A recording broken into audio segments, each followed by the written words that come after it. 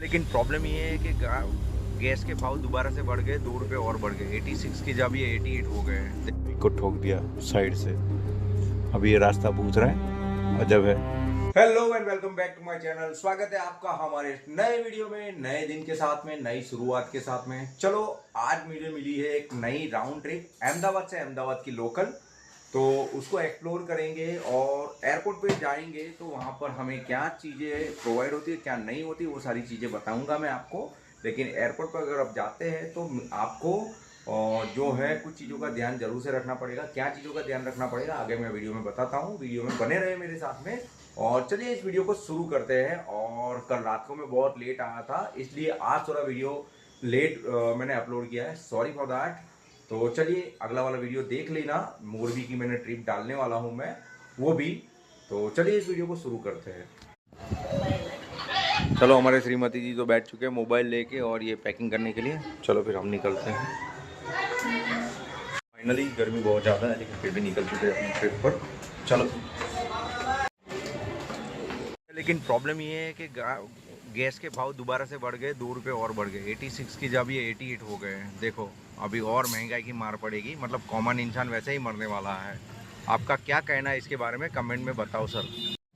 ये 10 दिन में आज समझ लो ये 5वीं 7वीं बार प्राइस बढ़े हैं। पता नहीं क्या होने वाला है आगे, लेकिन अभी बहुत टफ कंडीशन आने वाली है क्योंकि पेट्रोल के प्राइस ऑलरेडी बढ़ चुके हैं। और पता नहीं है पॉलिटिशियन लोग क्या कर रहे हैं और क्यों इतना ज़्यादा प्राइस बढ़ रहा है, पता नहीं।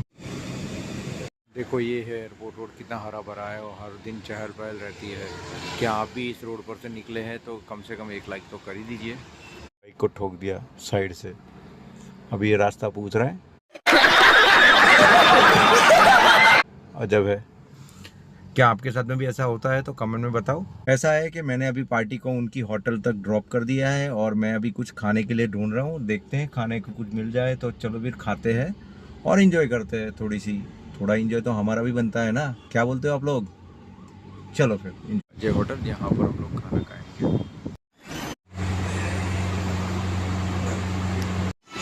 अलग अलग मेन्यूज है, देखो। एक कॉफ़ी और एक बर्गर मिल जाएगा ना। हाँ, कॉफ़ी और बर्गर कौन सा करना है? रेगुलर 30 वाला है ना। हाँ आप मेरे को बनाओ और एक कॉफ़ी दे दो, cold coffee. Thank you, thank you. अभी दे देता हूँ, थैंक यू। ये कौन सी जगह है? एयरपोर्ट नहीं, ये ब्रांच का नाम क्या है? अजय। अच्छा अजय। बहुत गर्मी है, गर्मी के कारण दिक्कत हो रही है।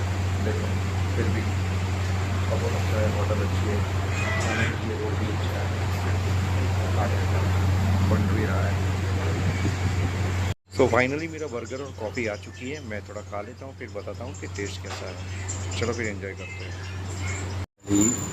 मैंने कॉफ़ी और बर्गर खत्म कर दिया, चलो अभी चलते हैं यहाँ से। सुबह मैंने जो राउंड ट्रिप ली थी उसके अंदर मैंने कस्टमर को एयरपोर्ट के नियर से पिक किया। वहाँ से एयरपोर्ट से मैंने दूसरे गेस्ट को पिक किया और गेस्ट को पिक करने के बाद में हम लोग जो है उनको जो है लंच के लिए लेके गए। लंच के लिए लेके जाने के बाद में फिर मैं उनको गांधीनगर उनके वर्क के अकॉर्डिंग लेके आया और फिर जैसे उनका काम ख़त्म होता है फिर उनको मैं वहाँ पर ड्रॉप करूँगा। लेकिन एयरपोर्ट में जाने से पहले एक चीज़ ध्यान रखना कि कस्टमर को खास पूछ लेना आपके उनको जाना कहाँ है। यहाँ पर टर्मिनल 2 और टर्मिनल 1 है। अगर कस्टमर बोलते हैं कि मुझे टर्मिनल 1 पे जाना है तो आपको 1 पे लेके जाना पड़ेगा, 2 पे जाना है तो 2 पे।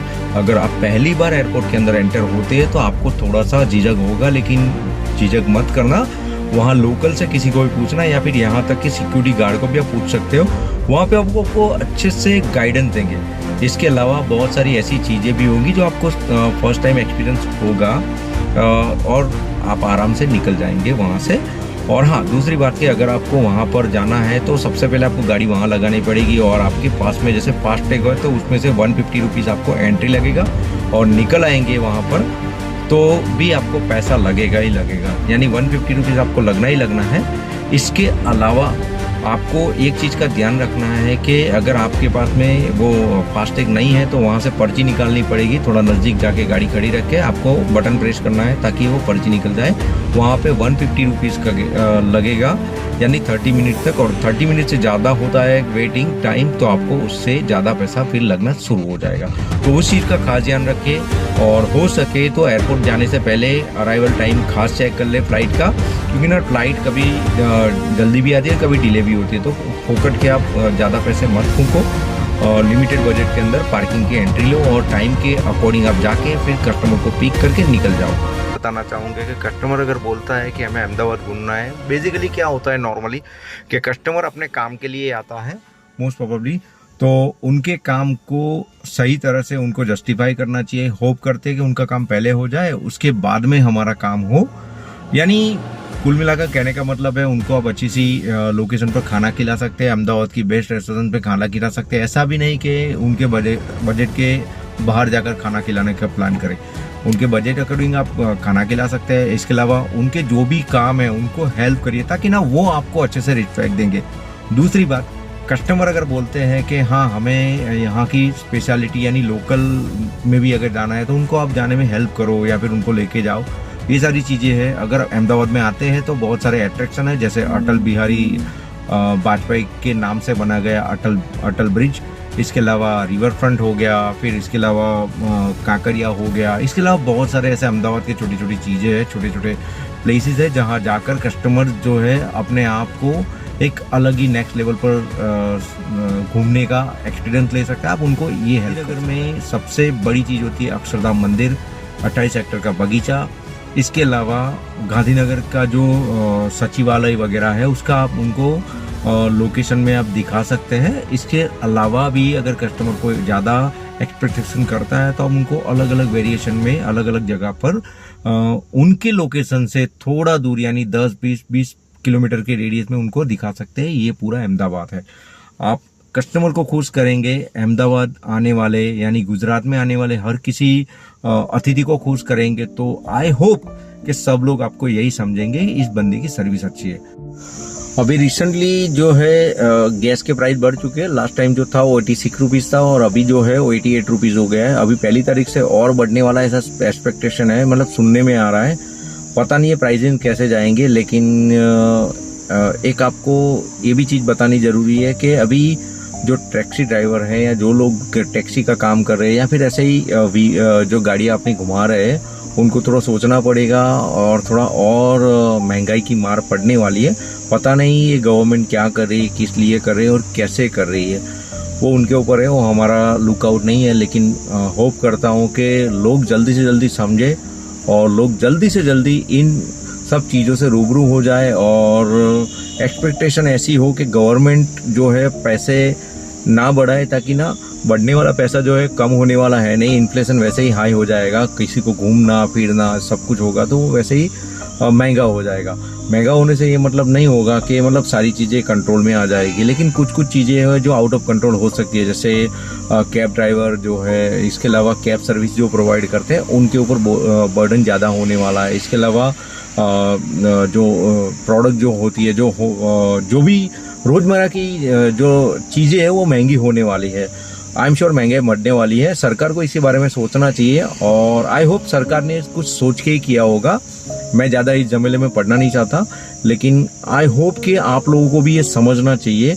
और अगर कोई एज ए टूरिस्ट आ रहा है तो कम से कम हो सके तो एजेंट प्रथा को थोड़ा टेक केयर करे और प्राइसेस अपने बढ़ा के ही सोचे, क्योंकि ना इन्फ्लेशन ऑलरेडी हाई हो चुका है। और कम पैसे में जिसको काम करने की आदत पड़ी है वो भी थोड़ा सोचे, कम पैसे में काम ना करे। अपनी फैमिली ज़रूरतों को पूरा करने के लिए शायद आप नहीं करोगे तो कोई और करेगा, लेकिन थोड़ा समझ के काम कीजिए, ताकि ना 2 पैसा आपके घर पे आएगा या मेरे घर पे आएगा, किसी के भी घर पे आएगा, यानी हम किसी की भी कम्युनिटी के घर पे 2 पैसा ज़्यादा आएगा तो उनके लिए अच्छा है। सब मिलजुल कर काम करेंगे तो अच्छा रहेगा। अगर एक इंसान काम करने जाएगा तो दिक्कत हो जाएगी। तो आई होप करता हूँ कि ये वीडियोज़ आपको इस समझ में आया होगा और गैस के प्राइसिंग के बारे में मैंने ये जो बताया है उसके बारे में थोड़ा सोचिएगा, समझिएगा और फिर डिसीजन लीजिएगा। तो मेरा सफ़र यहाँ पर ख़त्म होता है। मैं पार्टी को ड्रॉप करके रिटर्न घर जा रहा हूँ। चलिए फिर मिलते हैं नए और एक वीडियो में। तब तक के लिए जय हिंद, जय भारत, सी यू देन।